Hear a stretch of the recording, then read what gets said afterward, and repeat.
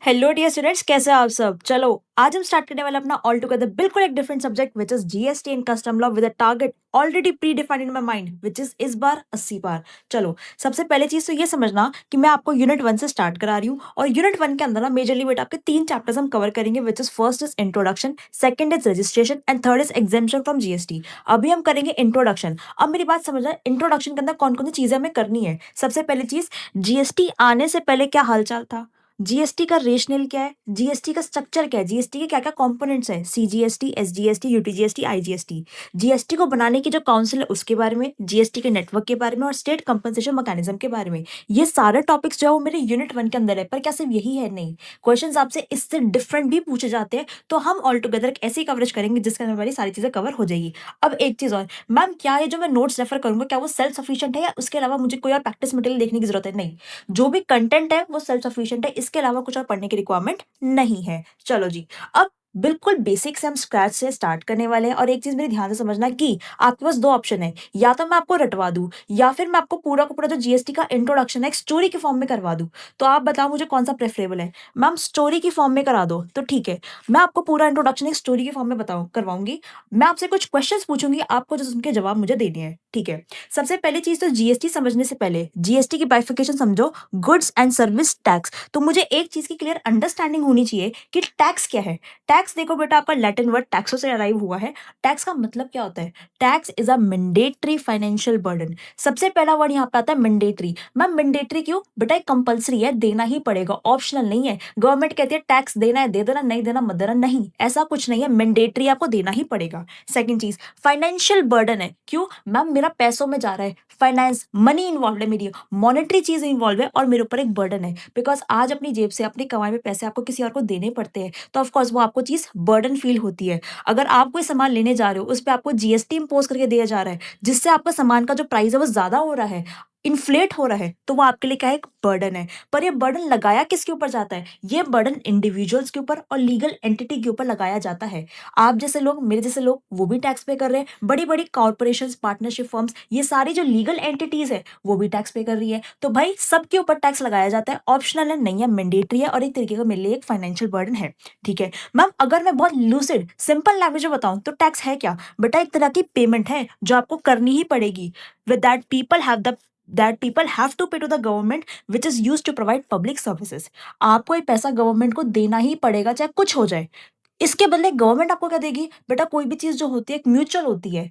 आप उनको पैसा दो, वो आपको पब्लिक की सर्विसेज देंगे, वो आपको पब्लिक सर्विसेज देंगे, विच मीन्स हेल्थ पे खर्चा करेंगे, इंफ्रास्ट्रक्चर पे खर्चा करेंगे, रोड बिल्डिंग ब्रिजेस ये सब चीजें बनवाएंगे, वो आपके बेटरमेंट के लिए खर्चा करेंगे। पर पैसा कहाँ से आएगा? आपकी ही जेब से आएगा। तो टैक्स एक तरीके से समझ में आया कि मैम एक ऐसी पेमेंट है जो मैं गवर्नमेंट को करनी है और करनी ही पड़ेगी, मेरे लिए फाइनेंशियल बर्डन है और ये पैसा मैं गवर्नमेंट को देती हूँ, इन रिटर्न गवर्नमेंट मुझे पब्लिक सर्विसेज को प्रोवाइड करती है, ठीक है। अब आपके मन में ये सवाल आना चाहिए कि गवर्नमेंट मुझसे पैसा मांग ही क्यों रही है? Why there is a need of tax? Tax की जरूरत ही क्यों पड़ी? देखो सीधी सी बात यह है कि गवर्नमेंट की रिस्पॉन्सिबिलिटी है कि वो आपको अच्छी हेल्थ, इंफ्रास्ट्रक्चर, सेफ वाटर, आपको डिफेंस, मिलिट्री, सब चीजों पे, एजुकेशन के ऊपर वो खर्चा करे। पर उस खर्चा करने के लिए, उस एक्सपेंडिचर करने के लिए उसको चाहिए पैसा, उसको चाहिए मनी। तो वो मनी कहाँ से लेगी? अपने लोगों से। गवर्नमेंट जो है वो पैसा कहाँ से लेगी? आपसे। तो ये प्राइम रिस्पॉन्सिबिलिटी है कि आज आप कोई भी गवर्नमेंट को सेलेक्ट कर रहे हो तो वो आपकी डेवलपमेंटल नीड्स को फुलफिल करे, इकोनॉमी को अच्छा करे, समझ रहे हो, इकोनॉमी की डेवलपमेंट करे। कैसे? एंड इट्स पीपल, इकोनॉमी के साथ साथ उसके लोगों की भी डेवलपमेंट करे, पब्लिक के ऊपर खर्चा करे। पर पब्लिक पे खर्चा करने के लिए पैसा आएगा कहाँ से? मनी जो आपसे रेज करी जाती है by the way of taxation, उसी से वो infrastructure, education, health, military, defence ऐसी सर्विसेज प्रोवाइड करती है। तो इसीलिए टैक्स की जरूरत है ताकि वो आपको सर्विसेज दे पाए, ठीक है जी। अब आपके जो दो तरीके के टैक्सेस आपके ऊपर लिवाई करे जाते हैं, वो दो तरीके के टैक्सेस कौन से हैं? पहला तो आया आपका डायरेक्ट टैक्स, जो कि मैम हम ऑलरेडी सेमेस्टर 5 के अंदर इनकम टैक्स पढ़ के आ चुके हैं। दूसरा है मेरा इनडायरेक्ट टैक्स, जो मैं सेमेस्टर 6 के अंदर जीएसटी भी पढ़ रही हूँ। अब मुझे एक छोटा सा सवाल का जवाब देना कि मैम आपको क्या लगता है, आप मुझे बताओ आपको क्या लगता है सबसे ज्यादा रेवेन्यू कलेक्शन सोर्स गवर्नमेंट को कहां से आता है? डायरेक्ट टैक्सेस से या इनडायरेक्ट टैक्सेस से? अब आप बच्चों के दिमाग में ना घंटी बजेगी कि मैम देखो ऐसा है, हमने डायरेक्ट टैक्स की जब इनकम टैक्स की कैलकुलेशन करी थी, करोड़ों के अंदर जाके उसका टैक्स निकल कर आया करता था, सरचार्ज लगाते थे, हेल्थ एंड एजुकेशन सेस लगाया करते थे। तो इसका मतलब मैं ये सोच पा रहा हूँ कि डायरेक्ट टैक्स से गवर्नमेंट को ज्यादा रेवेन्यू आता है, इनडायरेक्ट टैक्स से कितना ही कमा लेते होंगे। पर नहीं, रियलिटी कुछ और ही है। रियलिटी क्या है? बेटा रियलिटी के अंदर जो विनर है वो आपका इनडायरेक्ट टैक्सेस है। अब इसका रीजन समझना क्यों। आपको पता है हमने समझा था स्लैब रेट, हमने समझा था रिबेट कि 5 लाख तक की इनकम के ऊपर किसी को भी टैक्स पे करना ही नहीं है। अब इंडिया के अंदर सारे लोग रिच नहीं है, कुछ लोग गरीब भी है, बहुत सारे लोग जो बिलो पॉवर्टी लाइन भी है, बहुत सारे लोग ऐसे हैं जो कि बेसिक एग्जाम्पशन लिमिट को हिट ही नहीं कर पाते। तो भाई वो टैक्स ही नहीं दे पाते, उनके ऊपर टैक्स का डायरेक्ट टैक्स का क्राइटेरिया लगता ही नहीं। पर भाई वही चीज वही लोग अगर आज मार्केट से कोई सामान लेने जा रहे हैं, कोई बिस्किट चिप्स कुछ भी लेने जा रहे हैं, उसके ऊपर जो टैक्सेस लगते हैं उस प्रोडक्ट के ऊपर वो ऑलरेडी इंक्लूड है। वो चाहे अमीर हो, चाहे वो गरीब हो, चाहे वो रिच हो, चाहे वो पुअर हो, सबको इनडायरेक्ट टैक्सेस पे करने ही पड़ेंगे irrespective of their ability to pay. चाहे वो पे कर सकते हैं नहीं कर सकते, आपको पे करना ही पड़ेगा। सो आपका इनडायरेक्ट टैक्सेस जो है वो विनर है। मतलब गवर्नमेंट को सबसे ज्यादा पैसा जीएसटी से आता है, ना कि इनकम टैक्स से। समझ में आ गया। तो इसलिए हमें जीएसटी को अच्छे से पढ़ना है, डीप में पढ़ना है। क्यों? गवर्नमेंट को सबसे ज्यादा पैसा वहीं से आता है। चलो जी, अब मैं ना आपको एक सिंपल स्ट्रेट फॉरवर्ड एक मैकेनिज्म समझाती हूँ। देखो, यहाँ पे एक सेलर है, यहाँ पे एक बायर है, ठीक है। आप एक एसी खरीदने गए। अब सेलर ने आपको जो वो एसी सेल किया है वो किया है ₹1,00,000 का। मैम इतना महंगा एसी, कोई बात नहीं, एग्जाम्पल है, सोच लो। एसी जो उसने सेल किया वो ₹1,00,000 का किया। अब आपने जो उसको पेमेंट करी है वो 1,18,000 की करी है। क्यों? क्योंकि मैम एसी की कॉस्ट थी ₹1,00,000, उसके ऊपर 18% का आपका जीएसटी लग गया। जबकि लग्जरी आइटम वगैरह होती है उस पर 18% का जीएसटी भी प्रिवेल कर रहा है। तो 18,000 रुपए जीएसटी के हो गए। तो 1,18,000 रुपए बायर ने सेलर को दिए हैं for the purchase of AC. ठीक है जी। अब क्या सेलर अपनी जेब में पूरे के पूरे 1,18,000 रख लेगा? नहीं।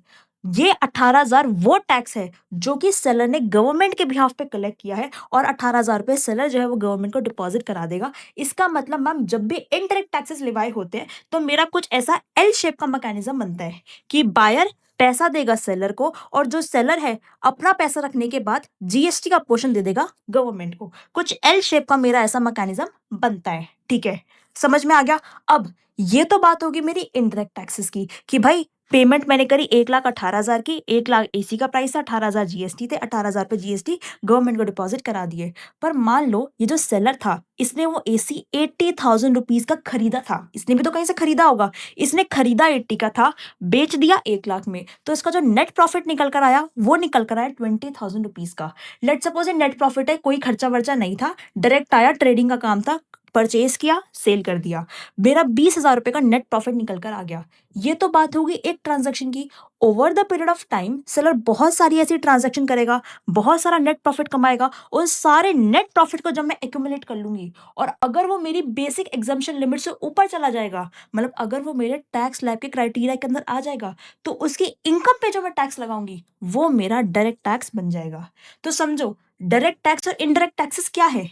इनडायरेक्ट टैक्सेस के अंदर जब भी आपको कोई पैसा रिसीव हो रहा है, आपने सेल करी, आपको पैसा रिसीव हुआ, आपका वो क्या पार्ट हो गया इनडायरेक्ट टैक्सेस का। कि भाई आपको अगर 1,18,000 रुपए रिसीव हो रहे हैं तो 18,000 रुपए आपको गवर्नमेंट को डिपॉजिट कराने, that is your indirect taxes, जो कि आपका गुड्स और सर्विस के ऊपर लगता है।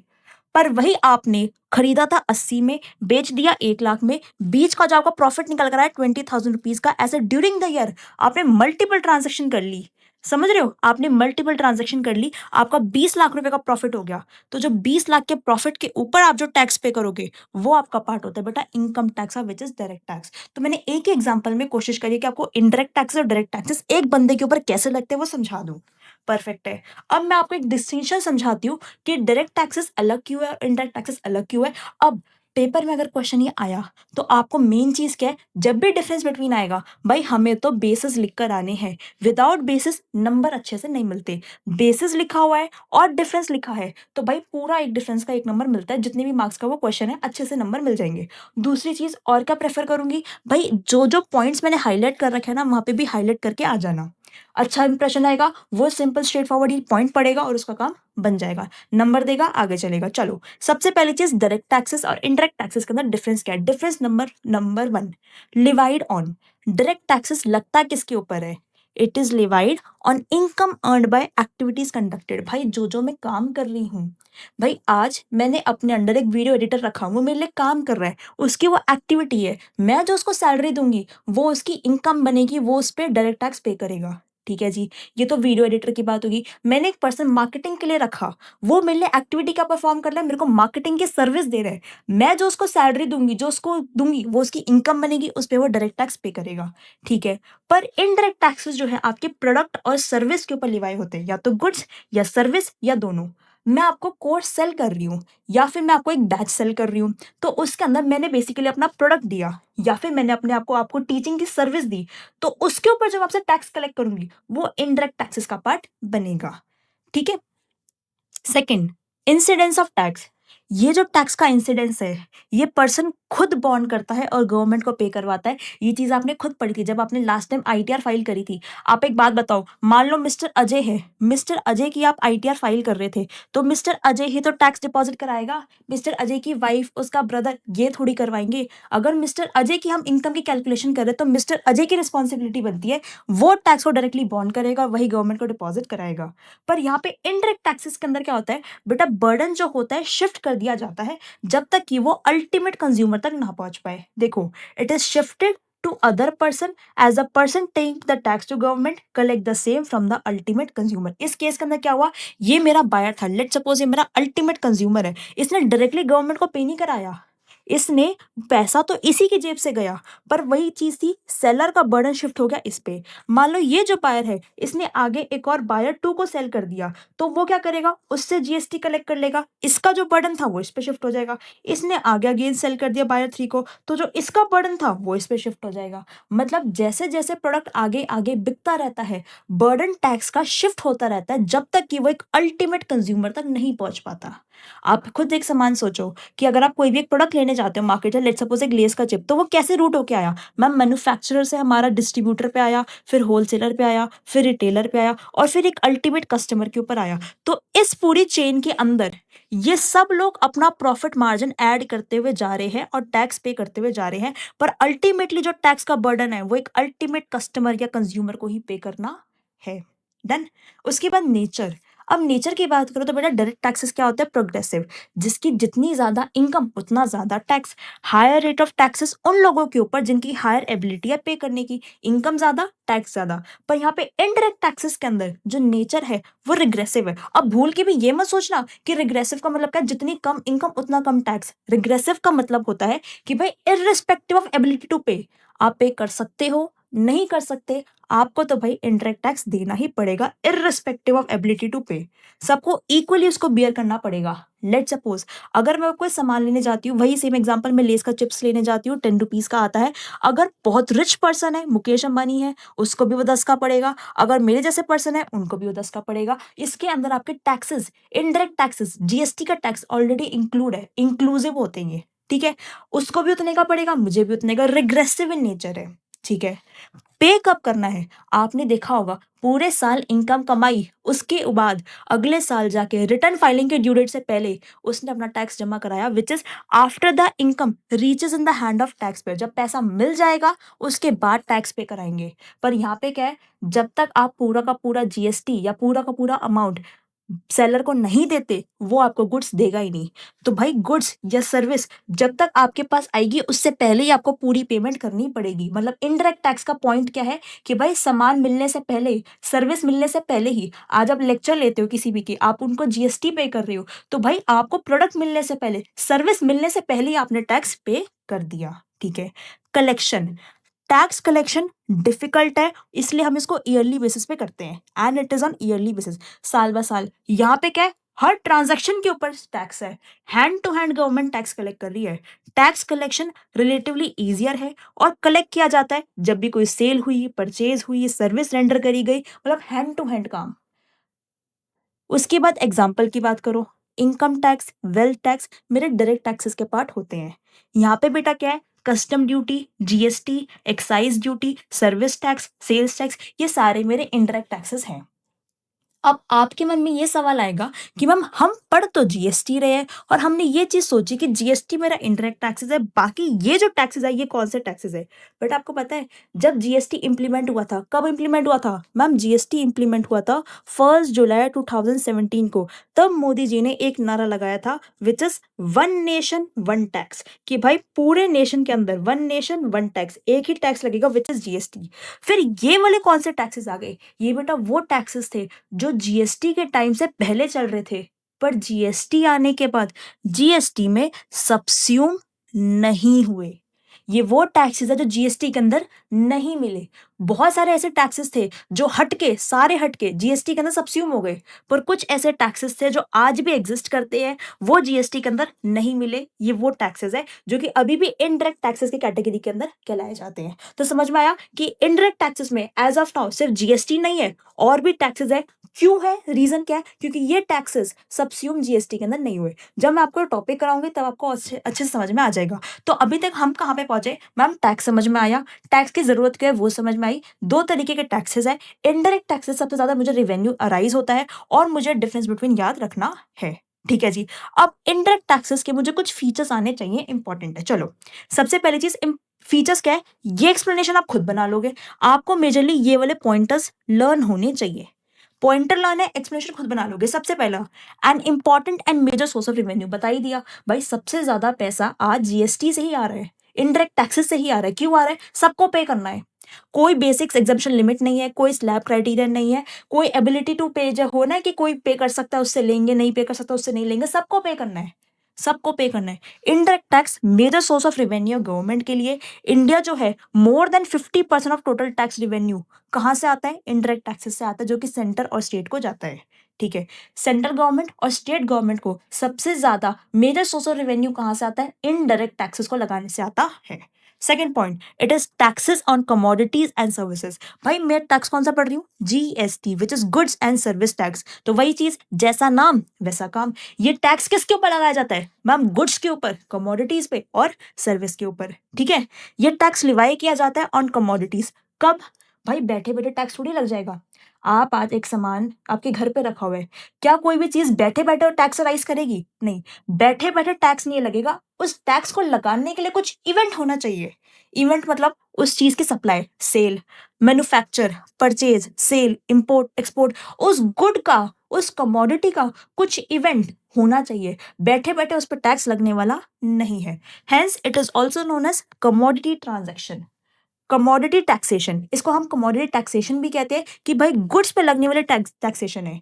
ये आपकी सर्विसेज के ऊपर भी लगता है, तभी तो नाम जीएसटी है कि भाई गुड्स पे भी लगाएंगे और सर्विस पे भी लगाएंगे, सब पे टैक्स लगाएंगे। ठीक है, shifting of burden. Indirect taxes जो होते हैं वो सप्लायर जो है पहले तो पे कर देता है, पर फिर बायर से रिकवर करता है। बायर से क्या क्या, देखो मैंने आपको जो एग्जांपल समझाया था, एग्जांपल के अंदर बायर जो है दो पैसा पे कर रहा है, दो पेमेंट कर रहा है। एक तो 1 लाख रुपीज की जो कि सप्लायर के पास जाएंगी, और एक 18,000 रुपीज की जो अभी तो वो सप्लायर को दे रहा है, पर ये सप्लायर की ड्यूटी बनती है कि वो 18,000 रुपीज गवर्नमेंट को डिपॉजिट कराए, which is this type of transaction, उल्टा एल। बायर ने सेलर को दिए 1,18,000, 1,18,000 में से उसने अपने 1 लाख रखे और बाकी के 18,000 रुपए उसने गवर्नमेंट को डिपॉजिट करा दिए। तो मतलब आपका यहाँ पे बर्डन शिफ्ट हो रहा है, shifting of burden. Indirect taxes supplier पे कर रहा है, पर किससे रिकवर करेगा? बायर से रिकवर करेगा, including the tax in the cost of commodity. जो कमोडिटी पे टैक्स है वो भी इंक्लूड करेगा, और ये इस तरीके से आपका बर्डन शिफ्ट होता जाएगा।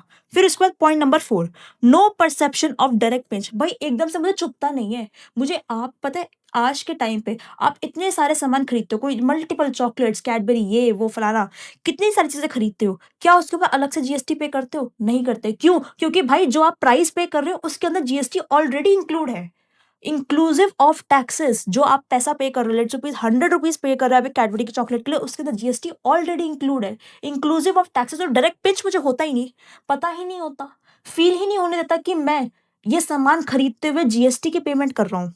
वही चीज लिखी हुई है, since indirect taxes is generally inbuilt in the price of commodity, commodity के प्राइस के अंदर इसको डाल देते हैं, इंक्लूसिव कर देते हैं। लेट सपोज चॉकलेट का प्राइस था 88 रुपीज, 12 रुपए का जीएसटी लगाया, आपको 100 रुपीज की चॉकलेट दी, एमआरपी दिखाया कि उसका 100 रुपीज है इंक्लूसिव ऑफ टैक्सेस। पिंच ही नहीं होने दिया, फील ही नहीं होने दिया कि भाई 100 रुपीज के अंदर मुझे टैक्स भी कलेक्ट कर लिया उन्होंने। तो ये चीज है, since most of the time tax payer pays the same without actually knowing that he is paying tax to the government, पता ही नहीं गवर्नमेंट को टैक्स पे कर रहे हैं।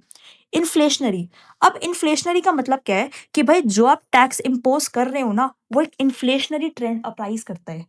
आज मैंने एक चॉकलेट खरीदी तो एक पर टैक्स गया, 10 खरीदूंगी 10 पे टैक्स जाएगा, 100 खरीदूंगी 100 पे टैक्स जाएगा। इन्फ्लेशनरी ट्रेंड है कि जैसे जैसे कमोडिटीज बढ़ती जाएंगी उसकी क्वांटिटी, टैक्सेस का अमाउंट भी बढ़ता चला जाएगा। Direct affects the prices of commodities and services, पहला पॉइंट तो ये। दूसरा, मैम जितना ज्यादा मैं टैक्स लगाऊंगी उतनी ज्यादा मैं कमोडिटी के प्राइस को इंक्रीज कर पाती हूँ। आज एक सामान, एक चॉकलेट 88 रुपीज की मुझे मिल जाती, just because of indirect taxes, the implication of GST, वो सामान मुझे 100 रुपीज का मिल रहा है, which means it is bringing inflationary trend in the economy. Economy के अंदर प्राइजेस सामान के महंगे हो रहे हैं, क्यों हो रहे हैं? Just because of the implication of indirect taxes in the commodity pricing. Commodity के प्राइसिंग के अंदर आपको इनडायरेक्ट टैक्सेस लगाए जा रहे हैं, जिसकी वजह से कमोडिटी का प्राइस महंगा हो रहा है और इकोनॉमी के अंदर इन्फ्लेशनरी ट्रेंड आ रहा है। Done. Sixth, wider tax base, मैंने आपको बता ही दिया भाई, प्रोडक्ट भी कवर कर लिए, सर्विस भी कवर कर ली, सब कवर कर लिया तो टैक्स का रेट जो बेस है वो भी बढ़ गया होगा। Promote social welfare, social welfare का मतलब क्या है? गवर्नमेंट ये कहती है कि भाई अगर आप कोई भी हार्मफुल प्रोडक्ट्स जैसे कि सिगरेट्स, टबैको वगैरह हार्मफुल प्रोडक्ट्स को कंज्यूम करते हो तो आप पे हम ज्यादा टैक्स लगाएंगे। To discourage the people from consuming those products, government कहती है कि कोई बात नहीं, हम ज्यादा टैक्स लगाएंगे। आपको पता है आपका अभी तो जीएसटी अप्लाई नहीं हो रहा, आपका किसके ऊपर? अल्कोहल के ऊपर, जो कि ह्यूमन कंजम्पशन के लिए यूज किया जाता है। उस अल्कोहल पे जो कि ह्यूमन कंजम्पशन के लिए यूज किया जाता है, अभी जीएसटी अप्लाई नहीं है, पर और काफी तरीके के इनडायरेक्ट टैक्सेस है। पर आपको ड्यूटी पता है कितनी लगती है उसके ऊपर? कि मान लो अगर एक प्रोडक्ट 100 रुपीज का है, सीधा 200% वो प्रोडक्ट आपको 300 रुपीज का मिलेगा। क्यों इतना ज्यादा टैक्स क्यों लगा जाता है? To discourage the people to use this, ताकि सोशल वेलफेयर हमारा प्रमोट हो और गवर्नमेंट एक सब्सटेंशियल रेवेन्यू कलेक्ट कर ले। 8th point, regressive in nature, ये रिग्रेसिव वर्ड मैंने आपको ऑलरेडी समझा दिया कि भाई चाहे आप पे कर सकते हो चाहे नहीं कर सकते, चाहे रिच हो चाहे पुअर हो, सामान खरीदोगे तो जीएसटी पे करना ही पड़ेगा। This further increases the income disparities, इसकी वजह से इनकम डिस्पैरिटीज बढ़ रही है। रिच रिच हो रहा है, पुअर पुअर हो रहा है, बिकॉज जिसके पास पैसे ही नहीं है फिर भी उसको जीएसटी या इनडायरेक्ट टैक्सेस पे करने ही पड़ रहे हैं, तो ऑफकोर्स उसके पास कम पैसे बचेंगे, वो और गरीब हो रहा है। कोई भेदभाव नहीं है इसके अंदर, रिग्रेसिव इन नेचर है। तो मुझे एक चीज बताओ, क्या आपको इस एक्सप्लेनेशन की रिक्वायरमेंट है? नहीं है। क्या इसके भी आप अंदर पॉइंट्स लिख सकते हो? बिल्कुल लिख सकते हैं। तो आपको सेलेंट फीचर्स अगर पूछा जाए कि इनडायरेक्ट टैक्सेस के क्या है, तो ये आपको 8 पॉइंट आने चाहिए। अब मैं आपको लेके जा रही हूँ जीएसटी की जर्नी पे, लिटरली बता रही हूँ, आपने ये चीज कभी सुनी नहीं होगी और ऐसा कभी एक्सपीरियंस भी नहीं किया होगा कि हम इस तरीके से अपने आर्टिकल्स को पढ़ेंगे। चलो मैं आपको जीएसटी की जर्नी पे लेके जा रही हूँ कि जीएसटी इवॉल्व कैसे हुआ, जीएसटी आया ही कैसे और कॉन्स्टिट्यूशन के अंदर जीएसटी को प्लेस कैसे मिली। ठीक है, जीएसटी आया कैसे, मैं आपको अब उसके कॉन्स्टिट्यूशनल प्रोविजन समझाने वाली हूँ। सबसे पहली चीज, आप अब एक स्टोरी सुनो, स्टोरी के प्रोसेस के थ्रू हम समझ लेंगे। अब आपको क्या है कि आप अपने घर से, ये आपका होम है, आप अपने घर से कॉलेज जा रहे हो, ठीक है मैम परफेक्ट है, मैं कॉलेज जा रहा हूँ। तो घर से कॉलेज जाने के लिए आपने क्या करा, एक ई रिक्शा ली, ठीक है, एक रिक्शा लिया आपने। अब आपको पता है रिक्शा का फेयर कितना होता है, अप्रॉक्स ₹10, ₹20 वट एवर भी, थोड़ा नॉमिनल सा फेयर होता है। रिक्शा में आप गए, अब जैसे ही आप कॉलेज के बाहर उतरे, आपने रिक्शा वाले को बोला लियो आपका फेयर जो है ₹10 का है, वो आपसे क्या लाओ मैम टैक्स। अब एक सिनेरियो ना इमेजिन करो जो मैं आपको करवाना चाह रही हूँ कि आप अपने घर से कॉलेज जा रहे हो, जैसे आप रिक्शा से उतरे कॉलेज के गेट के बाहर, वो आपको बोलता है कि मैम लाओ ₹10 नहीं टैक्स दो इसके ऊपर। तो आप ये कहोगे जी टैक्स मैं क्यों दूँ? वो कहेगा नहीं नहीं, टैक्स द मैंडेटरी पेमेंट आपको करनी पड़ेगी, क्योंकि मैं सोशल वेलफेयर करना चाहता हूँ, मैं पब्लिक एक्सपेंडिचर करूंगा। मैं जिस रास्ते से आपको लेकर आता हूँ ना अपने घर के कॉलेज से, जो रोड है वो रोड काफी टूटी फूटी है, तो मैं आप सबसे टैक्स कलेक्ट करूंगा, मैं आप सबसे टैक्स कलेक्ट करूंगा, मैं इस रोड को ठीक करवाऊंगा, सोशल वेलफेयर करूंगा, पब्लिक पे खर्चा करूंगा मैं, समझ रहे हो? तो इसलिए आप मेरे को टैक्स तो देना ही पड़ेगा। ₹10 नहीं, आप एक काम करो, मुझे ₹5 का और मुझे ₹15 पे करो, ₹5 जो टैक्स है। तो आप ये कहोगे वो तो टैक्स तो मैंने कहा था कि गवर्नमेंट को डिपॉजिट होता है, तो कहोगे हाँ हाँ ठीक है मैं गवर्नमेंट को ही डिपॉजिट कराऊंगा, मुझे टैक्स दो। तो वहां पे आप ये बोलो कि भाई लिखा दिखाओ ना मुझे, लिखा कहाँ पे है कि मुझे आपको टैक्स पे करना है? तो आप वहाँ पे उनको आर्टिकल दिखाना 265, उनको समझाना कि कोई भी टैक्स लिवाए या कलेक्ट नहीं किया जा सकता accept under authority of law. वो आपसे बोलेगा कि मुझे टैक्स दो, पर आप उसको बोलो कि भाई तेरे पास लॉ की अथॉरिटी का है, मैं आज तुझे टैक्स दूँ, ऐसा लिखा कहाँ पे है? लिखा हुआ दिखा तब तो मैं दूँगी। तो वो चीज़ है कि ये कहीं पे भी नहीं लिखा हुआ कि कोई भी पर्सन आपसे टैक्स लगा सकता है या टैक्स आपसे ले सकता है। कोई भी पर्सन आप पे टैक्स लिवाई नहीं कर सकता, लगा नहीं सकता, कोई भी पर्सन आपसे टैक्स कलेक्ट नहीं कर सकता accept under authority of law. जब तक कि लॉ ने उसको अथॉरिटी नहीं दे रखी, जब तक लॉ ने रिक्शा वाले को अथॉरिटी नहीं दे रखी, वो आपसे टैक्स ना तो लगा सकता है और ना ही आपसे टैक्स ले सकता है। टैक्स का मतलब कोई भी, चाहे वो डायरेक्ट टैक्स हो, चाहे वो इनडायरेक्ट टैक्स हो, वो आप पे ना लगा सकता है, ना आपसे कलेक्ट कर सकता है, बिकॉज़ लॉ ने उसको अथॉरिटी नहीं दी। तो इसका मतलब उस पर्सन को, रिक्शा वाले को ये समझ में आ गया कि मतलब अगर मुझे आपसे टैक्स कलेक्ट करना है, तो मुझे लॉ की अथॉरिटी चाहिए। फिर वो आपसे पूछेगा, अच्छा बताना मुझे लॉ की अथॉरिटी दे कहाँ रखी है? मैं भी तो देखूँ, लॉ ने अथॉरिटी दे रखी है तो कहाँ दे रखी है, किसको दे रखी है? तो भाई उसके बाद आपका सेक्शन अराइज़ होता है आर्टिकल 245। हमने आर्टिकल पहले कौन-सा समझा? आर्टिकल 265, जो कि कहता है कि कोई भी पर्सन इस दुनिया के अंदर टैक्स ना तो लगा सकता है और ना ही आपसे कलेक्ट कर सकता है, जब तक लॉ ने उसको ऑथराइज़ नहीं कर रखा। तो भाई हम ये तो जानेंगे ना कि लॉ ने ऑथराइज़ किसको कर रखा है?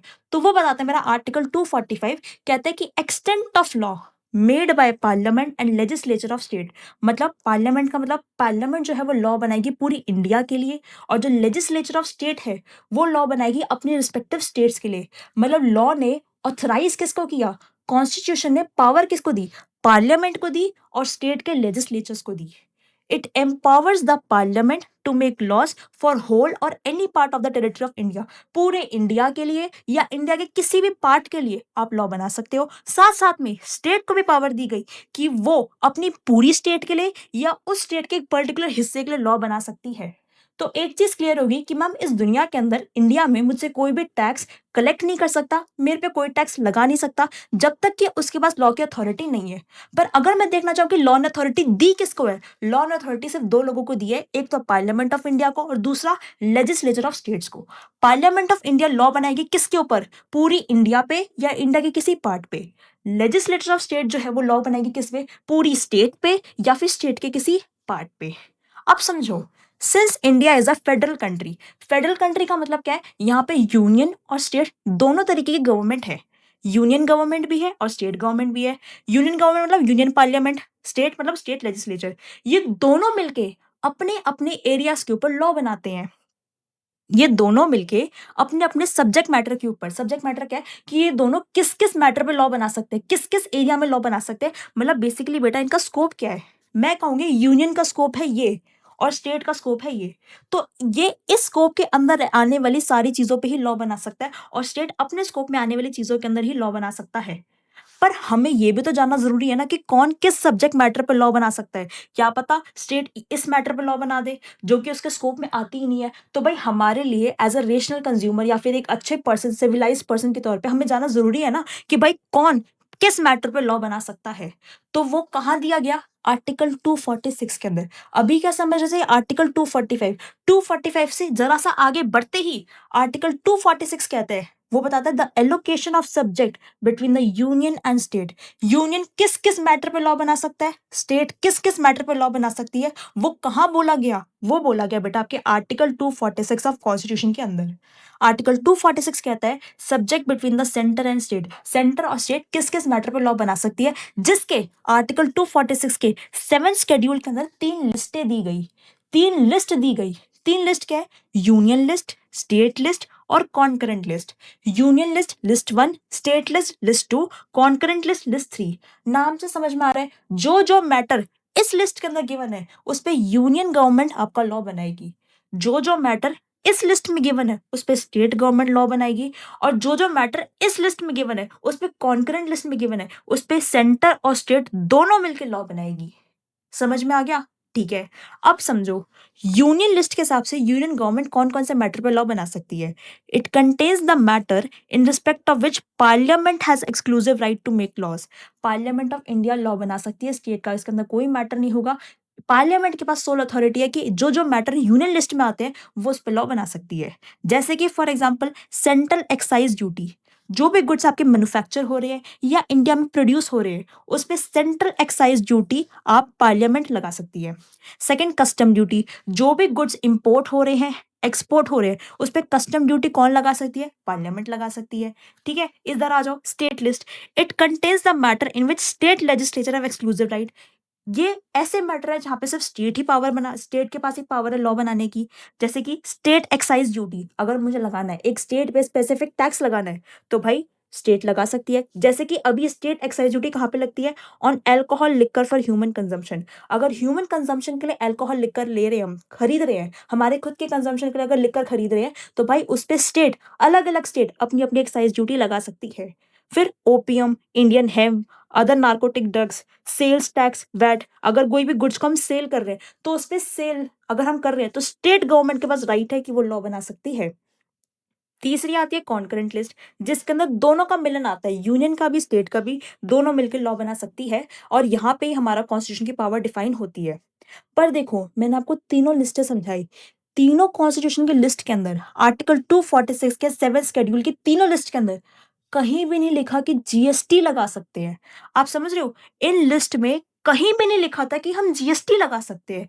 तो इसका मतलब अगर मुझे जीएसटी को इम्प्लीमेंट करना है तो सबसे पहले तो मुझे कॉन्स्टिट्यूशन के अंदर चेंजेस करने पड़ेंगे। अगर मुझे ऑब्वियस चीज है जीएसटी इंप्लीमेंट करना तो मुझे कॉन्स्टिट्यूशन के अंदर चेंजेस करने पड़ेंगे।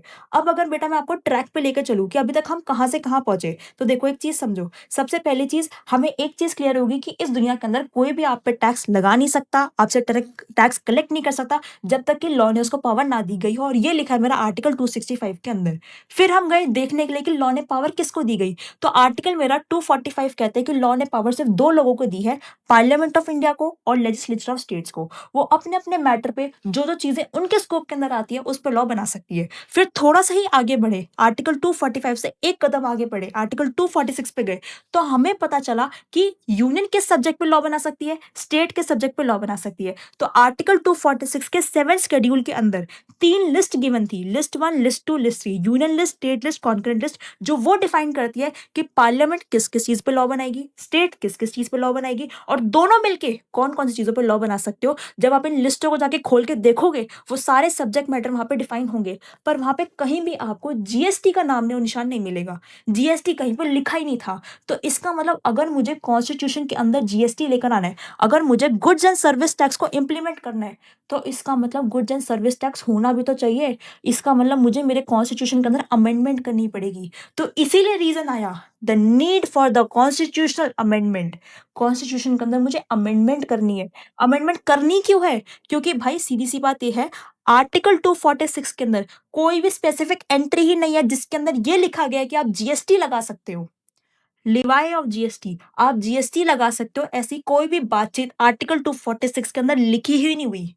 दूसरी चीज, सेंटर और स्टेट की जो पावर्स थी आर्टिकल 246 के अंदर, उसके अंदर भी जीएसटी नहीं लिखा हुआ था। तो इसीलिए कोई लड़ाई ना हो। आपको एक चीज समझो, अब बात ये हुई कि लिस्ट, तीन लिस्टें हैं, list 1 union list, list 2 state list और लिस्ट 3 कॉन्करेंट लिस्ट। तो जीएसटी कौन सी लिस्ट के अंदर डाले? लिस्ट 1 में डालेंगे तो जीएसटी सिर्फ, जीएसटी पर लॉ सिर्फ यूनियन बना सकती है, लिस्ट 2 में डालेंगे तो सिर्फ स्टेट बना सकती है, और लिस्ट 3 में डालेंगे तो यूनियन प्लस स्टेट दोनों बना सकती है। तो अगर दोनों यूनियन और स्टेट के बीच में लड़ाई झगड़ा ना हो, कोई लड़ाई ना हो, तो इसलिए ये सजेस्ट किया गया कि कॉन्करेंट लिस्ट के अंदर जीएसटी आएगा। मतलब जीएसटी पे लॉ स्टेट भी और यूनियन भी, सेंटर भी, दोनों बना सकते हैं।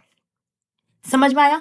कॉन्स्टिट्यूशन में अमेंडमेंट करना पड़ा। अमेंडमेंट करने के दो रीजन थे। सबसे पहले चीज, जीएसटी था ही नहीं कॉन्स्टिट्यूशन में लिखा हुआ कि जीएसटी पे हम लॉ बना सकते हैं। दूसरा, अगर लॉ बनाएंगे तो ये डिफाइन नहीं था कि सेंटर बनाएगा स्टेट बनाएगा, क्योंकि उसके अंदर कोई भी ओवरलैपिंग थी नहीं, कोई ओवरलैपिंग ना हो, इसलिए हमने कहा कि जीएसटी जो बनेगा वो कॉन्करेंट लिस्ट के अंदर बनेगा।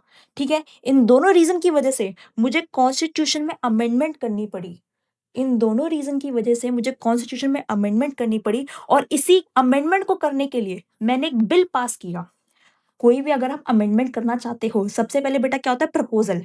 बिल का मतलब क्या है? प्रपोजल। आप कोई भी चीज प्रपोज करते हो, फिर क्या होता है? उसका प्रोसेस क्या होता है? वो लोकसभा में जाती है, वो राज्यसभा में जाती है, मतलब दोनों हाउसेज ऑफ पार्लियामेंट से अप्रूव होती है। जब दोनों हाउस उसको अप्रूव कर देते हैं, तब वो जाती है प्रेसिडेंट की असेंट के लिए, अप्रूवल के लिए। जब उसको प्रेसिडेंट असेंट दे देता है, तो वो जो बिल है आपका क्या बन जाता है बेटा? लॉ। वो आपका फिर कानून बन जाता है। तो basically constitution amendment bill pass किया गया 2014 के अंदर, जो कि 122nd बिल था। 122वां बिल था कॉन्स्टिट्यूशन अमेंडमेंट बिल 2014, जिसके अंदर ये बोला गया कि भैया जीएसटी लाना पड़ेगा, कॉन्स्टिट्यूशन में अमेंडमेंट करनी पड़ेगी, और ये चीज पास हो गई। और आपका 101 कॉन्स्टिट्यूशन अमेंडमेंट एक्ट पास किया गया 2016 के अंदर, और जीएसटी आपका 1 जुलाई 2017 से इंप्लीमेंट कर दिया गया। तो एक चीज ये समझ में आ गई कि मैम मेरी गाइडलाइंस के अंदर मेंशन था कि 101 कॉन्स्टिट्यूशन अमेंडमेंट आपको पढ़ना है, तो उसका रूट क्या निकल कर आ रहा है, कि वो जन्मा कैसे। आपको कुछ भी नहीं लिखना, अगर आपको चीज को डिफाइन करना है तो नीड क्या थी, इन दोनों वजह से नीड थी मेरी, क्यों थी, स्टोरी क्या थी, वो मैंने आपको समझा दी। तो 101 कॉन्स्टिट्यूशन अमेंडमेंट एक्ट 2016 आपका बना कैसे, जो आपका बिल पास हुआ था 2014 के अंदर 122nd। अब आपके मन में ना एक लॉजिकल सा सवाल आएगा, मैम ये तो 101 और ये 122, ये तो कोई लिंक ही नहीं हुआ। आपने जो प्रपोज किया उसका नंबर अलग है, जो एक्ट बना उसका नंबर अलग है। बेटा इसका बहुत ही लॉजिकल सा आंसर है कि बहुत सारे ऐसे भी बिल्स होते हैं, प्रपोजल होते हैं, जो कभी पास ही नहीं हुए। अगर कभी पास ही नहीं हुए तो वो कभी एक्ट बनेंगे ही नहीं। बहुत सारे ऐसे प्रपोजल होते हैं जो कि लोकसभा, जो कि राज्यसभा में पास ही नहीं हुए, या फिर अगर यहाँ से पास हो गए तो प्रेसिडेंट की उन्हें एसेंट ही नहीं बनी मिली। तो अगर एसेंट ही नहीं मिली तो कभी वो एक्ट बन ही नहीं पाए। इसलिए बिल ज्यादा है और एक्ट मेरे कम है। ठीक है। अब जैसे ही हमने ये काम कर दिया, मेरा 101 कॉन्स्टिट्यूशन अमेंडमेंट एक्ट 2016 आया, मेरे 3 आर्टिकल्स ओरिजिनेट हुए। मेरे कौन कौन से 3 आर्टिकल ओरिजिनेट हुए, आर्टिकल 264A, आर्टिकल 269A और आर्टिकल 366। देखो, आर्टिकल 246 के अंदर कहीं भी नहीं लिखा था कि जीएसटी इंप्लीमेंट कर सकते, जीएसटी का जिक्र ही नहीं था। तो जीएसटी लाने के लिए मैंने अमेंडमेंट करी, 101 कॉन्स्टिट्यूशन अमेंडमेंट एक्ट 2016 पास किया गया, जिससे ओरिजिनेट हुए मेरे 3 सेक्शन में पहला सेक्शन आर्टिकल 264A क्या कहता है, वो कहता है भाई मैं सेंटर और स्टेट दोनों को पावर देता हूं कि आप गुड्स और सर्विस पे टैक्स लगा सकते हो, जीएसटी लगा सकते हो, गुड्स पे भी सर्विस पे भी। दोनों का नाम क्यों दिया गया, ताकि कोई लड़ाई झगड़ा ना हो। सीधी सी बात है, आज मेरा एक बहुत ब्रॉडर पर्सपेक्टिव समझना। अभी तो दिल्ली के अंदर बीजेपी की गवर्नमेंट है, पर पहले किसकी थी, आम आदमी पार्टी की गवर्नमेंट थी। सीधी सी बात यह है कि यहाँ पे जीएसटी इंप्लीमेंट करने का मतलब यह है कि भाई गवर्नमेंट को क्या मिलेगा, रेवेन्यू का सोर्स, गवर्नमेंट की रेवेन्यू कलेक्शन होगी। अब नॉर्मल सी बात ये सोचो कि अगर हम जीएसटी को सिर्फ सेंट्रल लेवल पे रखते कि सिर्फ बीजेपी ही कलेक्ट कर सकती है, आम आदमी पार्टी को कुछ नहीं मिलेगा, तो वो लोग तो तरस जाएंगे कि भाई हम दिल्ली की गवर्नमेंट कर पाए तो कैसे कर पाए, हमें रेवेन्यू मिल नहीं रहा और हमारे को जो गवर्नमेंट है, जो सेंटर में गवर्नमेंट बैठी है, उतना बजट देती नहीं। तो इसीलिए कोई लड़ाई झगड़ा ना हो, कोई कॉन्फ्लिक्ट ना हो, कोई कलेश ना हो, इसीलिए ये कहा गया कि जीएसटी जो आएगा वो कॉन्करेंट लिस्ट के अंदर आएगा। इसका मतलब सेंटर और स्टेट दोनों उस पर लॉज बना सकते हैं। समझ में आया, ठीक है। मतलब जीएसटी पे लॉ कौन कौन बनाएगा, सेंटर और स्टेट दोनों। कहाँ लिखा गया, आर्टिकल 264A के अंदर, ठीक है। अब इसके बाद और क्या क्या चीज है, in case of interstate trade और कॉमर्स, अगर कोई भी चीज बेटा इंटरस्टेट हो रही है, अभी समझ लो इंटरस्टेट है, आगे समझाऊंगी इंट्रास्टेट और इंटरस्टेट का मतलब क्या है। तो वहां पे सिर्फ पार्लियामेंट को पावर है कि वो लॉ बना सकती है, जीएसटी बनाने की पावर दोनों के पास है। पर अगर आपकी जो ट्रांजैक्शन है वो इंटरस्टेट हो गई, इंटरस्टेट का मतलब क्या, बॉर्डर चेंज हो गए, दिल्ली टू हरियाणा, दिल्ली टू मान लो यूपी, या Delhi to Mumbai, Mumbai to something, कुछ भी हो गया, तो वहां पे सिर्फ पार्लियामेंट पे पावर है कि वो लॉ बना सकती है। सेकेंड चीज, इन सारे गुड्स के ऊपर जीएसटी जो है वो डिलीवर होगा from the date when the GST council recommend. GST के लिए जीएसटी काउंसिल बनाई गई, जो कि जीएसटी के बारे में अपडेट्स देती है। वो कहते हैं ये 5 ऐसे प्रोडक्ट है जिसपे एज ऑफ नाउ जीएसटी नहीं लग रहा, बट जिस दिन जीएसटी काउंसिल कह देगी इस पे जीएसटी लगा दो, इस पे भी जीएसटी लगना चालू हो जाएगा। तो ऐसे 5 प्रोडक्ट जिसपे अभी जीएसटी नहीं लग रहा, वो कौन कौन से प्रोडक्ट है ma'am, petroleum crude, high speed diesel, motor spirit, natural gas, aviation turbine fuel. ये ऐसे 5 प्रोडक्ट है जिसपे अभी जीएसटी नहीं लग रहा, पर as and when the GST council recommends इस पे जीएसटी लगना चालू हो जाएगा। क्लियर हो गया, आर्टिकल 264 है, परफेक्ट है। अब सेकंड आर्टिकल 269 है, वो क्या कहता है भाई अगर आपकी कोई भी इंटरस्टेट सप्लाई है, तो जो भी जीएसटी लगाएगा और जो जीएसटी कलेक्ट करेगा वो कौन करेगी, गवर्नमेंट ऑफ इंडिया करेगी। वो कौन करेगी, गवर्नमेंट ऑफ इंडिया करेगी। उसका प्रोसेस क्या है, such amount after collection shall be apportion between union and state. Government of India का मतलब क्या है, सेंट्रल, ये समझ लेना सेंटर, ठीक है, सेंट्रल गवर्नमेंट। आप कह रहे हैं कि अगर आपकी इंटर स्टेट सप्लाई हुई, मतलब दिल्ली टू हरियाणा की ट्रांजैक्शन में बॉर्डर चेंज हो गया आपका, तो पैसा कौन इकट्ठा करेगा? पैसा इकट्ठा करेगी आपकी सेंट्रल गवर्नमेंट, और सेंट्रल गवर्नमेंट बाद में फिर उसको अपोर्शन कर देगी, बांट देगी सेंटर और स्टेट के बीच में। मतलब अगर आपकी इंटर स्टेट सप्लाई है बेटा, तो बेसिकली पैसा सबसे पहले सेंटर उठाएगी, सेंटर उठाने के बाद वो पैसा अपोर्शन कर देगी सेंट्रल गवर्नमेंट और स्टेट गवर्नमेंट के बीच में। ठीक है, परफेक्ट है। सेकंड पॉइंट, इंपोर्ट जो होगा गुड्स और सर्विस का, उसको हम मान लेंगे कि वो इंटर स्टेट सप्लाई है, कि अगर कोई भी गुड्स और सर्विस का इंपोर्ट हो रहा है बाहर के किसी देश से इंडिया के अंदर लेकर आ रहे हैं किसी भी स्टेट के अंदर, तो हम इसको हमेशा मानेंगे कि वो इंटर स्टेट सप्लाई है।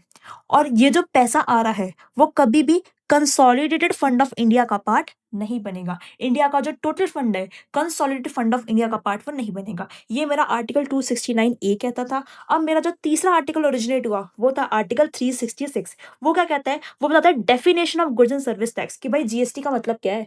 सब चीजें हो गई, जीएसटी लगाएंगे, ये लगाएगा, ये नहीं लगाएगा, इंटर पे लगेगा, इंटर पे नहीं लगेगा, सब चीजें हो गई। जीएसटी का मतलब बताओ। कह रहे जीएसटी का मतलब है tax on supply of goods और सर्विस, और बोथ गुड्स पे भी लगेगा, सर्विस पे भी लगेगा, दोनों पे भी लग सकता है, except tax on the supply of alcohol liquor for human consumption. इस चीज को आर्टिकल ने स्पेसिफिकली बाहर निकाल दिया, एक्सक्लूड कर दिया। तो इसका मतलब इस पे which is alcohol liquor for human consumption, इस पे अभी जीएसटी नहीं लग रहा। क्यों? क्योंकि इसको जीएसटी की डेफिनेशन से, जो कि आर्टिकल 366 के अंदर बोली गई थी, उसे स्पेसिफिकली एक्सक्लूड किया गया, बाहर निकाल दिया गया। तो मैम अगर मैं बड़ी बातचीत करूं कि अभी के लिए जीएसटी जो है किस किस प्रोडक्ट पे नहीं लग रहा, मैम 5 ये प्रोडक्ट और छठा alcohol liquor for human consumption. Clear है? 5 ये प्रोडक्ट और छठा alcohol liquor for human consumption. तो मुझे बस एक रोड मैप बता दो, क्या आपको पूरा का पूरा कॉन्स्टिट्यूशन का जो फ्लो था कि अमेंडमेंट कैसे आई, कौन से आर्टिकल ओरिजिनेट हुए, वो समझ में आया? ये जो आपके मास्टर चार्ट्स है इनको अपने नोटबुक में बना लो। बनाओगे, इस सीक्वेंस में लर्न करोगे तो कहीं भी आप नहीं अटकोगे। परफेक्ट है। अब मैं आपको फटाफट से एक मास्टर चार्ट की रिवीजन कराती हूँ, जिसके अंदर मैं आपको बताती हूँ कि आपके टैक्सेस का लिवाय कैसे होगा अलग अलग केसेस के अंदर। ठीक है जी। सबसे पहली चीज, सबसे पहला सेगमेंट मेरा ये कहता है कि जीएसटी, सबसे पहले ऐसे गुड्स जो कि जीएसटी के प्रीव्यू से सीधा बाहर है, ऐसे गुड्स जिस पे जीएसटी लगता ही नहीं है, जीएसटी के प्रीव्यू से बाहर है, लगता ही नहीं, जिसको हम बहुत प्यार से कहते हैं हमारी नॉन टैक्सेबल सप्लाई, मतलब ऐसी चीजों की सप्लाई जिस पर टैक्स लग ही नहीं रहा। कौन कौन सी? Petroleum crude, high speed diesel, motor spirit, natural gas, aviation turbine fuel और alcohol liquor for human consumption. मतलब 5 ये और एक ये जो मैंने आपको समझाया था, इन 6 चीजों पे एज ऑफ नाउ जीएसटी लग ही नहीं रहा। ठीक है मैम, अगर जीएसटी नहीं लग रहा तो इनमें टैक्स ही नहीं लग रहा क्या? नहीं नहीं नहीं, जीएसटी नहीं लग रहा तो इस पे कुछ और लग रहा है, और उस कुछ और का मतलब क्या है? सेंट्रल एक्साइज ड्यूटी लग रही है, साथ साथ में वैट और सीएसटी लग रहा है, अगर इंट्रा स्टेट सप्लाई है या फिर इंटर स्टेट सप्लाई है रिस्पेक्टिवली। वैट कब लगेगा? अगर इंट्रा स्टेट सप्लाई है। सीएसटी कब लगेगा? अगर इंटर स्टेट सप्लाई है। तो इसका मतलब मैम, ये जो मेरे पहले के 5 प्रोडक्ट है इस पे जीएसटी नहीं लग रहा, पर central excise duty on the manufacture, जब ये प्रोडक्ट मैं बना रही हूँ इसकी मैन्युफैक्चरिंग के ऊपर सेंट्रल एक्साइज ड्यूटी, और जब ये प्रोडक्ट मैं बेच रही हूँ तो अगर मैंने सेम स्टेट में बेच दिया तो वैट लगेगा, वैल्यू एडेड टैक्स लगेगा, और अगर मैंने डिफरेंट स्टेट में बेच दिया तो मेरा सीएसटी लगेगा। डन। उसके बाद alcohol liquor for human consumption, इस पे क्या लगेगा? स्टेट एक्साइज ड्यूटी लगेगी इसकी मैन्युफैक्चरिंग के ऊपर, साथ साथ में वैट लगेगा इंट्रा पे, सीएसटी लगेगा इंटर स्टेट सप्लाई के ऊपर। तो एक चीज समझ में आई? आपको याद है मैंने आपको पहले एक चीज कराई थी, इनडायरेक्ट टैक्सेस के अंदर कौन कौन सी चीजें आती है ma'am? VAT, CST, central excise duty, ये सारी वो चीजें हैं जो कि इनडायरेक्ट टैक्सेस का पार्ट अभी भी है। क्यों? क्योंकि ये जीएसटी में सब्स्यूम नहीं हुई थी। जीएसटी में सब्स्यूम नहीं हुई थी, मतलब जीएसटी तो छोड़ो, जीएसटी तो जो लग रहा है, जिन जिन चीजों पे लग रहा है लग ही रहा है, पर ये वाली इनडायरेक्ट टैक्सेस भी अभी चल रहे हैं। तो इनडायरेक्ट टैक्सेस जो वो चल रहे हैं वो इन सारे प्रोडक्ट्स के ऊपर लग रहे हैं। ये क्लियर है? पहले 5 के लिए सेंट्रल एक्साइज ये जाता है यूनियन को और ये जाता है स्टेट को। उसका state excise duty alcohol liquor for human consumption, अगर उसकी मैन्युफैक्चरिंग हो रही है उसके ऊपर, और अगर जब वो बिक रहा है तो वैट और सीएसटी। ठीक है। अब एक नई अमेंडमेंट आई थी। ये अमेंडमेंट क्या कहती है बेटा? कह रहे हैं unnatured ENA use for the manufacturing alcohol liquor for human consumption. अब ये प्रोडक्ट क्या है? ये ना अल्कोहल लिकर बनाने के लिए ना कुछ कुछ डलता है, स्पिरिट टाइप कुछ डलती है, कुछ एक टाइप ऑफ प्रोडक्ट है जो कि उसको बनाने के लिए डलता है। इसमें अभी जीएसटी नहीं लग रहा, पर क्या वैट लगेगा, CST लगेगा, एक्साइज लगेगा, क्या लगेगा? सब चीजें डिस्प्यूट में है। अभी कोई चीज पे क्लियर कट इंडिकेशन नहीं है कि इस प्रोडक्ट पे जो अगर ह्यूमन कंजम्पशन के लिए यूज हो रहा है, अल्कोहल लिकर फिर ह्यूमन कंजम्पशन के लिए जो यूज हो रहा है, उसकी मैन्युफैक्चरिंग के लिए ये प्रोडक्ट अगर डल रहा है तो उस पर क्या लगना चाहिए? GST तो लग ही नहीं रहा और कोई और टैक्स भी नहीं लग रहा। पर बेटा एक चीज ध्यान रखना, ENA फॉर अल्कोहल मैन्युफैक्चर पे GST नहीं है। पर अगर कोई और पर्पस के लिए ये प्रोडक्ट यूज किया जा रहा है, अल्कोहल के लिए नहीं, किसी और पर्पस के लिए जो चीज है वो यूज करी जा रही है, तो उस पर GST लगेगा। इसको पढ़ लेना, ठीक है? आपका पूछा जाना बहुत अनलाइकली है, बिकॉज देखो इस पर्टिकुलर जो चैप्टर है इसमें से थ्योरेटिकल क्वेश्चन ज्यादा आते हैं, प्रैक्टिकल बेस कुछ नहीं आता, तो इतना याद कर लोगे अच्छा है। अब उसके बाद ऐसी कौन सी चीजें हैं जिस पे GST लग रहा है, साथ साथ में आपको और भी चीज लग रही है? Subject good subject to excise and GST। ऐसी चीजें जिस पे GST का नामो निशान नहीं है, ऐसी चीजें जिस पे GST तो लग ही रहा है, साथ साथ में कुछ और टैक्स भी लग रहा है। सबसे पहली चीज tobacco and tobacco products, central excise लग रही है मैन्युफैक्चर के ऊपर, मतलब अगर कोई भी टबैको है या उससे जुड़ा हुआ कोई भी प्रोडक्ट है, सेंट्रल एक्साइज लगेगी उसकी मैन्युफैक्चरिंग पे, और GST लग जाएगा, इंट्रा लगेगा और इंटर लगेगा। ये कब लगेंगे ये भी आगे वाले चार्ट में समझाऊंगी। Second, opium Indian term, Indian hemp है ये, hemp narcotic drug and narcotics, state excise लगेगी और GST लगेगा इंट्रा पे, इंटर पे आपका ये वाला GST। ये बेसिकली बेटा जो ये है ना, ये स्ट्रक्चर है GST का, ये भी मैं आगे आपको समझा दूंगी। Note, if GST is applicable then no VAT और CST, ये तो चीज हुई है। Central excise, central excise, state excise, state excise, यहाँ पे वैट CST था, वैट CST, यहाँ पे GST आ गया। इसका मतलब सीधी सी बात है, या तो GST लगा रहे हैं हम या फिर वैट CST लगा रहे हैं। इन सारे प्रोडक्ट में वैट CST लग रहा है, इन सारे प्रोडक्ट के अंदर वैट CST ना लग के GST लग रहा है। बाकी इसको छोड़ के जितने प्रोडक्ट मेरे बच गए उसके ऊपर वन नेशन वन टैक्स का मेरा जो नारा है वो चल रहा है, ओनली GST। इसको छोड़ के जितने प्रोडक्ट्स बच गए उस पे वन नेशन वन टैक्स मेरा चल रहा है, मतलब सिर्फ और सिर्फ GST लगेगा। तो बेटा अगर ये मास्टर चार्ट अपनी नोटबुक में ड्रॉ कर लेते हो तो आपको एक क्लियर कट क्लैरिटी हो जाएगी कि ऐसे कौन कौन से प्रोडक्ट्स है जिसपे GST लग ही नहीं रहा, ऐसे कौन से प्रोडक्ट है जिसपे GST के साथ कोई और इनडायरेक्ट टैक्सेस लग रहे हैं, और ऐसे कौन से प्रोडक्ट है जिसपे सिर्फ और सिर्फ GST ही लगेगा। ठीक है, अब बिल्कुल एक लास्ट टॉपिक, बहुत इजी टॉपिक जो मुझे समझाना है, क्या है बेटा, जब GST इंप्लीमेंट हुआ था मोदी जी ने चीख चीख के ये कहा था वन नेशन वन टैक्स, मतलब एक नेशन का एक ही टैक्स हम देंगे।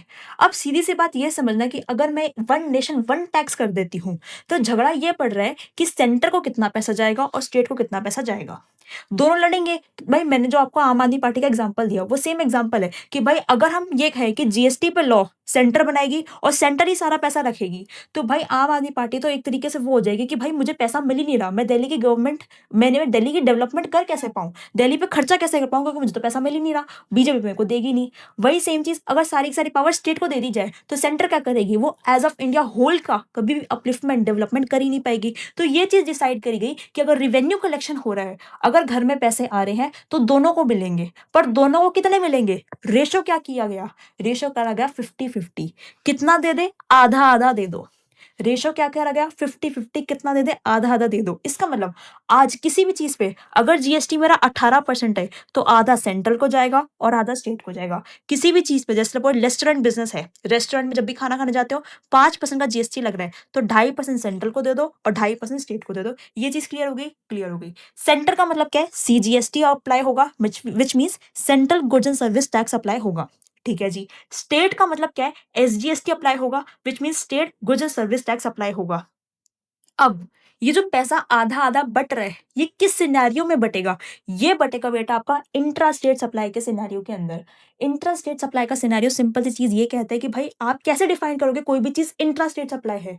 सिंपल क्लियर कट एक चीज, बॉर्डर चेंज नहीं होना चाहिए, स्टेट का बॉर्डर चेंज नहीं होना चाहिए। मान लो ये जो है पूरी दिल्ली की टेरिटरी है, दिल्ली का बॉर्डर है ये पूरा, अगर मैं यहाँ पे हूँ बायर और यहाँ पे सेलर है, यहाँ पे ट्रांजेक्शन हुई तब भी मेरा C और S लगेगा, यहाँ पे हुई तब भी, यहाँ पे हुई तब भी, यहाँ पे हुई तब भी, मतलब दिल्ली के पूरे स्टेट के अंदर, दिल्ली के किसी भी कोने के अंदर अगर आपकी ट्रांजेक्शन हो रही है तो आपका इंट्रा स्टेट सप्लाई मानी जाएगी और सेंट्रल और स्टेट टैक्स आपका CGST और SGST उस ट्रांजैक्शन के ऊपर लगेगा।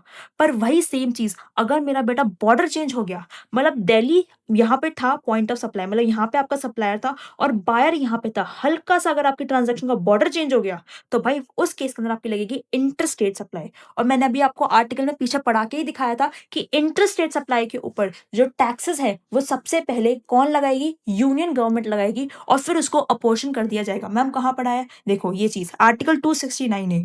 इंटर स्टेट सप्लाई अगर हो गई तो टैक्स लगाएगी कौन, गवर्नमेंट ऑफ इंडिया, मतलब सेंट्रल गवर्नमेंट टैक्स लगाएगी, वही टैक्स कलेक्ट करेगी और बाद में उसको अपोर्शन कर देगी, बांट देगी सेंटर और स्टेट के बीच में। यही चीज बताइए, यही चीज बताइए। इसका मतलब ये चीज हम यहाँ पे IGST इंप्लीमेंट करेंगे। IGST का मतलब क्या होता है बेटा, इंटीग्रेट, मतलब सेंटर और स्टेट दोनों के टैक्सेस को मिला दो, इंटीग्रेट कर दो, कंसोलिडेट कर दो और एक सिंगल वन कॉमन टैक्स लगाओ IGST, जो कलेक्ट करो एज अ IGST, पर बाद में उसको अपोर्शन कर देना आपका बीच में। अब इस चीज की नीड क्यों पड़ी, आप मुझे पूछोगे मैम लॉजिक बताओ ऐसा हमने क्यों किया। अब इसका लॉजिक समझो। मान लो मेरी कोई ट्रांजैक्शन है जो दिल्ली टू हरियाणा हो रही है, ठीक है मैम, दिल्ली भी एक स्टेट है, हरियाणा भी एक स्टेट है, ठीक है। अब लेट सपोज ये दिल्ली से SGST है, हरियाणा से भी SGST है, दोनों स्टेट आके लड़ेगी कि भैया मेरे को टैक्स तो आधा, दूसरी स्टेट कहेगी भाई मेरे को टैक्स तो आधा। इसको एक काम करो, लेट्स चेंज दिस, दिल्ली मत लिखो, यहाँ पे लिखो बेटा मुंबई, डन, ठीक है जी। मुंबई भी एक स्टेट है, हरियाणा भी एक स्टेट है, दोनों अपना अपना SGST लगाएंगी, दोनों कहेगी कि भाई मेरे को आधा टैक्स दो, वो कहेगी मेरे को आधा टैक्स दो, सेंटर का रोल ही खत्म। मतलब कोई भी अगर मेरी ट्रांजैक्शन हो रही है जो कि इंटर स्टेट सप्लाई के अंदर हो रही है, बॉर्डर चेंज हो रहा है, तो दोनों स्टेट्स आके लड़ेंगे कि भैया आधा आधा टैक्स मुझे मुझे दो, सेंटर का तो रोल ही खत्म, पैसा तो सेंटर के पास जाएगा ही नहीं। तो इस केस में सेंट्रल ने कहा कि भैया ना तू ले, सारा का सारा टैक्स इकट्ठा करो और IGST के फॉर्म में लगा दो, IGST हम कलेक्ट करेंगे और आधा मैं रखूंगा और आधा स्टेट रखेगी। अब लड़ाई हुआ कि कौन सी स्टेट रखेगी, कौन सी स्टेट, मुंबई रखेगी आधा पैसा या हरियाणा रखेगी आधा पैसा। तो ये कहा गया कि GST is a destination based tax. अब डेस्टिनेशन बेस्ड टैक्स का मतलब क्या होता है, जहां पे गुड्स की सप्लाई हुई, जिस एरिया पे गुड्स गया उस वाली स्टेट को वो पैसा मिलेगा। अगर मैंने मुंबई से खरीद के हरियाणा पहुंचाया तो हरियाणा वाली स्टेट को वो जो पैसा है वो मिलेगा, because GST is a destination based tax, कि जिस डेस्टिनेशन पे वो सामान पहुंचेगा उसके गवर्नमेंट को वो पैसा जाएगा। तो इसका मतलब मैम इंटर स्टेट सप्लाई के अंदर पैसा किस किस में जाएगा, मैम पैसा IGST के रूप में कंसोलिडेटेड इकट्ठा होएगा, फिर उसको यूनियन गवर्नमेंट या कह सकते हैं सेंट्रल गवर्नमेंट आधा खुद रखेगी और आधा हरियाणा के गवर्नमेंट को दे देगी। और ये चीज करनी क्यों पड़ी, क्योंकि दोनों स्टेट्स के बीच में झगड़ा हो रहा था कि कौन पैसा रखेगा, मैं रखूंगा, कौन रखेगा, और अगर दोनों रख रहे हैं तो सेंट्रल का रोल ही खत्म, सेंट्रल के पास तो कोई पैसा जाएगा ही नहीं। तो इसलिए ये चीज इंप्लीमेंट करी गई। तो आई रियली होप कि यहाँ तक हम ये चीज समझ पाए हैं कि इंटर स्टेट सप्लाई क्या है और इंटर स्टेट सप्लाई क्या है। अब समझ लो इस चीज को, GST इंट्रा स्टेट सप्लाई पे CGST SGST लगेगा, इंटर स्टेट सप्लाई पे कंसोलिडेट इंटीग्रेट होगा दोनों टैक्स और IGST लगेगा। Similarly intra state CGST SGST और इंटर स्टेट पे IGST में अप्लाई होगा। ये क्लियर है। तो देखो आज हमने क्या समझ लिया, आज हमने समझा सिंपल सी एक चीज, देखो मेरा टैक्स क्या होता है, टैक्स की नीड क्या है, डायरेक्ट टैक्स और इनडायरेक्ट टैक्स के अंदर डिफरेंस क्या होता है। उसके बाद हमने ये चीज समझने के बाद फीचर्स समझे थे, सेलिएंट फीचर्स क्या है मेरे इनडायरेक्ट टैक्सेस के। अच्छा जी, उसके बाद हम बेटा मैं आपको कॉन्स्टिट्यूशन की जर्नी पे ले आई कि GST का इंप्लीमेंटेशन कैसे हुआ, GST की जर्नी क्या थी। सबसे पहले मैम बिल वगैरह पास करे गए थे, मेरे कौन कौन से आर्टिकल्स थे बेटा, आर्टिकल सबसे पहले आता है आपका 265, इधर आ जाओ। सबसे पहले आपका आर्टिकल है 265 जो ये कहता है कोई भी टैक्स लॉ के अथॉरिटी के बिना ना तो कोई लगा सकता ना ही कोई कलेक्ट कर सकता। फिर हम देखने गए कि भाई लॉ ने अथॉरिटी दी किसको है, लॉ ने अथॉरिटी दी है सिर्फ पार्लियामेंट ऑफ इंडिया को मतलब सेंट्रल को, और दूसरे लेजिस्लेचर स्टेट मतलब स्टेट को दी है। ठीक है, ये दोनों मिलके अपने अपने एरिया पे लॉ बना सकते हैं। फिर हम देखने गए कि भाई इनका एरिया क्या है, तो हम थोड़ा सा आगे पढ़े, आर्टिकल 246 पे गए, हमें इनके एरिया पता चल गए। कहते हैं 7th शेड्यूल के अंदर 3 लिस्टें गिवन है, जिस लिस्ट के अंदर जो काम गिवन है वो वही गवर्नमेंट कर सकती है, union list, state list, concurrent list. हमने ये देखा कि भाई GST का तो कहीं नामो निशानी नहीं, GST तो मुझे कोई सी भी लिस्ट के अंदर नहीं मिला। तो इसीलिए मुझे कॉन्स्टिट्यूशन में करनी पड़ी अमेंडमेंट, ताकि कोई लड़ाई झगड़ा ना हो। अमेंडमेंट करनी पड़ी क्योंकि GST का कहीं भी कोई नामो निशान नहीं था। ठीक है, अमेंडमेंट करके मैं आर्टिकल 246A लेकर आई, जिसके अंदर मैंने कहा कि भाई हम GST भी लगाएंगे, सीधी सी बात है। और जीएसटी कौन सी लिस्ट में डालेंगे? जीएसटी डालेंगे हम कॉन्करेंट लिस्ट के अंदर, मतलब सेंट्रल और स्टेट दोनों मिलकर इस पर टैक्स लॉज बना सकती है, दोनों मिलकर उसका टैक्स रख सकती है आधा आधा करके,